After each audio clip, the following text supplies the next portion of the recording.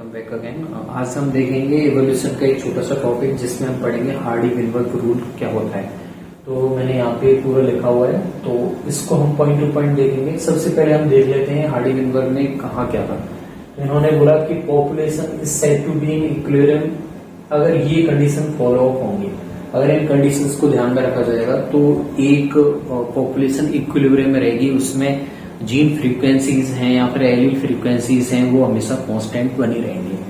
अब यहाँ पे ये देख सकते हो आप, एलिलिक और genotypic frequency remain constant from one generation to next generation.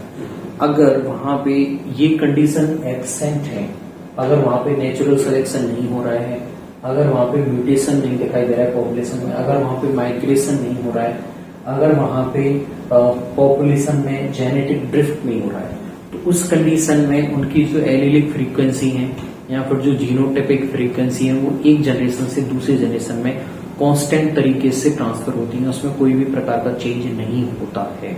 ये बोला था जब पॉपुलेशन इक्विलिब्रियम में रहेगी, साम्यावस्था में रहेगी, हार्डी-विनबर्ग रूल के अकॉर्डिंग।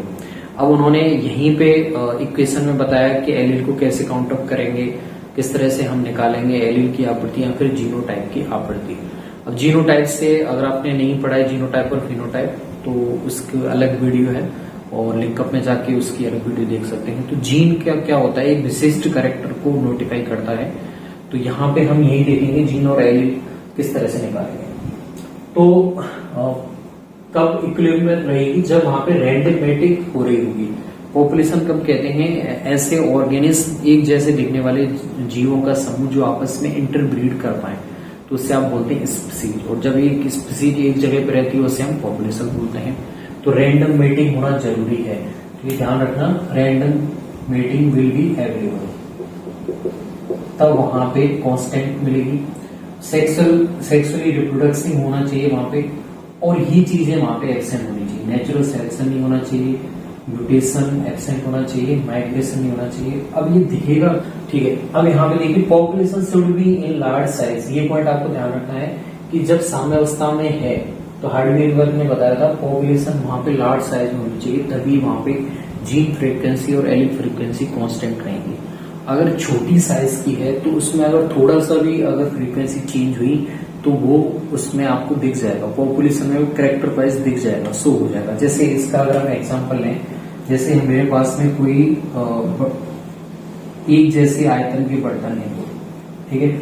अगर मेरे पास में एक पूरा भरा हुआ है 10 ml मान लीजिए, 100 ml मान लीजिए इसमें, और एक में मेरे पास में है 10 ml। 100 ml में से अगर मैं 5 ml निकालूंगा तब भी इसके पास 95 ml उपस्थित है। यानी कि एक जो पॉपुलेशन जो बहुत ज्यादा बड़ी है उसमें से थोड़ा सा भी अगर चेंज होगा तो वो दिखेगा नहीं बड़े स्तर पे। लेकिन 10 ml में से अगर मैं 5 ml निकालूंगा तो बचेगा ही 5 ml। यानी कि यहाँ पे फ्रीक्वेंसी बहुत अच्छे से दिख जाएगी बाहर, कैरेक्टर वाइज पॉपुलेशन के जितने भी हैं ऑर्गेनिज्म वहां पे शो हो जाएगी। इसलिए आपसे पूछा जाए कि जीन फ्रीक्वेंसी कहाँ पे चेंज आपको पहले दिखाई दे जाएंगे, तो वो छोटी पॉपुलेशन में दिखाई देंगी, ठीक है। साम्यावस्था किस में दिखाई देगी आपको, वो बड़ी साइज वाले पॉपुलेशन में दिखाई देगी, ठीक है। ये हो गया। अब देखिए, एलील फ्रीक्वेंसी के लिए ये फॉर्मूला आपको ध्यान रखना है, पी और क्यू। पी और क्यू यहाँ पे क्या है, हमने एलील को नोटिफाई किया हुआ है, बराबर 1 होना चाहिए। जीनोटाइपिक फ्रीक्वेंसी का मान होना चाहिए पी प्लस क्यू का होल स्क्वायर। तो P square Q square plus 2pq equal to 1 आ जाएगा। अब यहाँ पे इस फ्रीक्वेंसी को, इससे रिलेटेड में क्वेश्चन भी कराऊंगा, इसको हमने नोटिफाई किया है। जैसे अगर ए है, यहाँ पे एक एलील है और जो कोई विशिष्ट कोई लक्षण नोटिफाई कर रहा है, अगर मैं ए को इस तरह से लिखूंगा तो वो जीनोटाइप हो जाएगा। अकेला एक लिख रहा हूं, एक तो ये एलील है, तो यहाँ पे अगर मैं ए एलील की आवृत्ति पी से दिखा रहा हूं और स्मॉल ए की जो रेसेसिव है उसकी क्यू से दिखा रहा हूं, तो दोनों फ्रीक्वेंसी का मान 1 के बराबर होना चाहिए। अगर मैं दोनों को लिख रहा हूं जीनोटाइप, ये कौन सी कंडीशन में है, होमोजाइगस कंडीशन में है। ये कौन सी कंडीशन में है, ये हेटेरोजाइगस में है, जिससे मैंने 2pq से दिखाया है। इसे मैंने पी स्क्वायर से दिखाया है क्योंकि यहाँ पे 2 बार एलील आया हुआ, इसलिए हमने पी स्क्वायर लिख दिया है। स्मॉल ए में हमने क्यू स्क्वायर लिख दिया है क्योंकि हमने स्मॉल ए को किससे नोटिफाई किया हुआ था, क्यू से। तो एक बार अगर आ रहा है कैपिटल ए या फिर स्मॉल ए या फिर और भी कोई वर्ड आ सकता है, तो उसे हम बोलते हैं एलिफ। अगर दोनों अगर किस में आ जाते हैं, युग्म में आ जाते हैं, तो वो जीनोटिपिक फ्रीक्वेंसी होगी, जीनोटाइप होगा वो। ठीक है, अब genotypic frequency P plus Q का होल स्क्वायर, तो इस तरह से ध्यान रखना है। अब मैं आपको एक क्वेश्चन करके बताऊंगा किस तरह से आप क्वेश्चन दिए जा सकते हैं इससे रिलेटेड। अब हम क्वेश्चन करेंगे पॉपुलेशन जेनेटिक्स में 200 ऑर्गेनिज्म में पॉपुलेशन में, जिसमें ये जीनोटाइप 114 बार आया है, ये वाला जीनोटाइप हेटेरोजाइगस कंडीशन वाला 76 बार आया है, और ये होमोजाइगस वाला 10 बार आया है। तो हम अगर जीनोटाइपिक फ्रीक्वेंसी निकालने के लिए, ये एलील फ्रीक्वेंसी निकलेगी इस तरह से, और जीनोटाइपिक फ्रीक्वेंसी हम निकालेंगे सबसे पहले। ठीक है, तो जीनोटाइप इसके लिए निकालते हैं फ्रीक्वेंसी। तो 114 जितनी बार है उसमें टोटल कितनी है पॉपुलेशन, 200 में से। तो ये कैसी है आपकी 0.57 आ जाएगा इसका। तो ये जीनोटाइपिक फ्रीक्वेंसी है इसकी। अब इसकी निकालेंगे, तो इसकी कितने हैं, 76 मेंबर है, कितने में से, 200 में से। तो ये आ जाएगा 0.38। अब इसका निकालेंगे 10/200, तो यह आ जाएगा 0.05। तो ये हमने फ्रीक्वेंसी निकाली है किनकी, इनकी जीनोटाइपिक फ्रीक्वेंसी। अब हम एलील फ्रीक्वेंसी निकालते हैं। तो देखिए एलील कहाँ पे, ये दिखाई दे रहा है P, जिसे हम कैपिटल ए दिखा रहे हैं। तो कैपिटल ए के लिए कैसे निकालेंगे, पहले इस जीनोटाइप की लिख दो 0.57 प्लस हाफ किसकी, हेटेरोजाइगस वाली जीनोटाइप की फ्रीक्वेंसी, हेटेरोजाइगस वाली की 0.38 है, तो आ जाएगा 0.57 प्लस 0.19 हो जाएगा 0.76। तो एक इसकी कितनी फ्रीक्वेंसी आएगी, इस एलील की 0.76 आ गई। अब हम इसे हम P भी दिखा, P से भी शो कर सकते हैं। ठीक है, Q जिसे हम स्मॉल ए के लिए निकालेंगे, तो स्मॉल ए जो होमोजाइगस रिसेसिव है उसके लिए फ्रीक्वेंसी कितनी आएगी, 0.05 आएगी, प्लस हाफ हेटेरोजाइगस वाला, हेटेरोजाइगस वाले की कितनी आएगी 0.38 बड़ा 0.38 हो जाएगा, यानी कि 0.05 प्लस 0.19 कितना जाएगा 0.24। ठीक है, अब ये दोनों एलील हैं, कैपिटल ए एलील है जिसे हम P से दिखा रहे हैं, स्मॉल ए एलील है जिसे हम Q से दिखा रहे हैं। दोनों को प्लस कर दो, P प्लस Q बराबर 1 आना चाहिए। हार्डी-विनबर्ग ने यही तो बताया था, एक पॉपुलेशन है वो कांस्टेंट पॉपुलेशन में एलील फ्रीक्वेंसी का मान 1 होना चाहिए। P का मान 0.76 है, Q का मान कितना है 0.24 है, कितना जाएगा 1 आ जाएगा। तो सेकंड क्वेश्चन देखेंगे हम हार्डी-विनबर्ग रूल का। इस तरह के क्वेश्चन पूछे जाते हैं। तो यहाँ पे देखिए एक पॉपुलेशन है 100 ऑर्गेनिज्म है, जिसमें 100 जीवों वाली एक पॉपुलेशन है। तो उसमें देखिए 49 जीव हैं जो कैसे हैं, होमोजाइगस कौन से, डोमिनेंट, फिर हेटेरोजाइगस है 42 और 9 है आपके समयुग्मजीव रिसेसिव।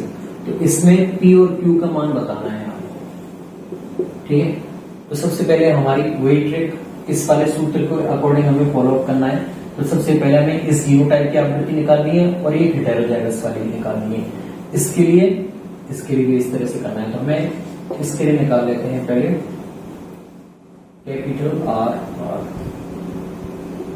आर वाली के लिए निकाल लेते हैं पहले 49/100 0.49 इसकी आ जाएगी, फिर हेटेरोजाइगस वाले की 42/100 यानी कि 0.42, फिर स्मॉल आर वाले की 9/100 0.09।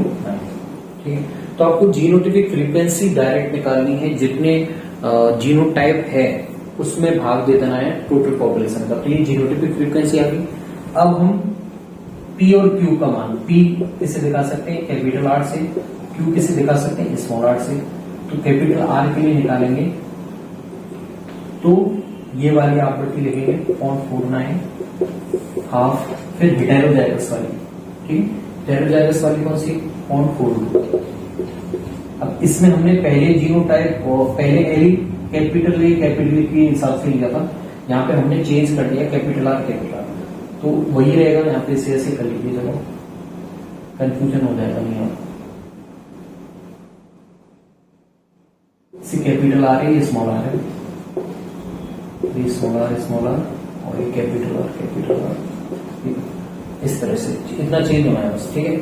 अब इसमें 0.49 ये हो जाएगा 0.21, कितना आ गया 0.70। जब 170 आ गया है तो बचा हुआ, हमेशा आपको पता है P+Q 1 होता है, और जब P R को हमने किससे लिखा है, कैपिटल R से। जब P आ गया है तो Q का मान कैसे आएगा, 1 में से P घटा दीजिए, 1 में से P गया 0.70, यानी कि आंसर आ गया 30। यानी कि P का मान कितना आ गया 0.70, Q का मान आ गया 0.30। तो इसमें आपको L की फ्रीक्वेंसी निकालने के लिए सबसे पहले आपको G नोट की फ्रीक्वेंसी निकालनी पड़ती है। लेकिन मैं आपको एक शॉर्ट तरीका भी है हमारे पास में, शॉर्ट तरीके से और ज्यादा इजी रहेगा। शॉर्ट तरीका ये है कि हमें पता है P का मान यहाँ पे 7.70 आया था। दूसरा तरीका मैं बता रहा हूँ, डायरेक्ट आपको L की फ्रीक्वेंसी निकाल सकते हैं इससे। तो जैसे R, जैसे हम P से दिखा रहे हैं, उसके लिए आपको क्या करना है, जो होमोजाइगस है उसको तो पूरा उठाना है 49, लेकिन जो हेटेरोजाइगस है उसमें केवल एक कैपिटल R है, इसलिए हम इसे आधा कर देंगे, 42 का आधा यानी कि 21, ठीक है। अब इसमें भाग दे देंगे टोटल पॉपुलेशन का 100 का, तो ये आ जाएगा 70/100 बराबर 0.70। तो इस तरह से भी आप डायरेक्ट एल फ्रीक्वेंसी निकाल सकते हैं। अब दूसरा हम स्मॉल आर, जैसे हम क्यू से दिखा रहे हैं, उसको निकालने के लिए क्या करेंगे, सबसे पहले स्मॉल आर जो होमोजाइगस कंडीशन में है उसे लिखेंगे, पूरा लिखेंगे, 9 के 9 लिखेंगे।